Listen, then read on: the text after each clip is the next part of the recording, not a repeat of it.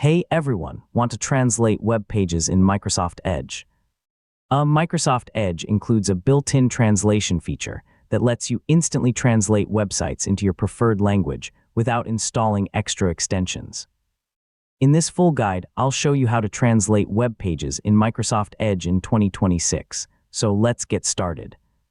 First, launch Microsoft Edge and visit a web page written in a language that's different from your preferred browser language. Edge will usually detect the language automatically.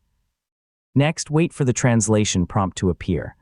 If Edge detects a supported language, it will usually display a pop-up asking whether you'd like to translate the page. Now click Translate.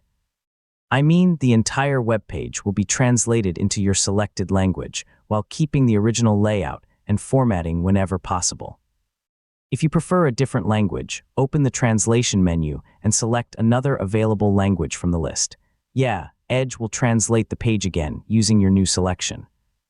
You can customize translation behavior in Microsoft Edge settings. For example, you can choose to always translate certain languages, never translate specific languages, or never translate selected websites. Continue browsing normally, and whenever you visit another supported foreign language website, Microsoft Edge can offer to translate it automatically based on your preferences.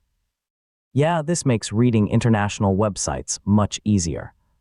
For the best experience, keep Microsoft Edge updated, review your language preferences regularly, use Read Aloud on translated pages when available.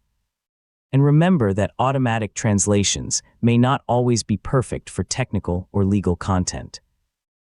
Checking important information against the original text can be helpful, and that's how to translate web pages in Microsoft Edge in 2026.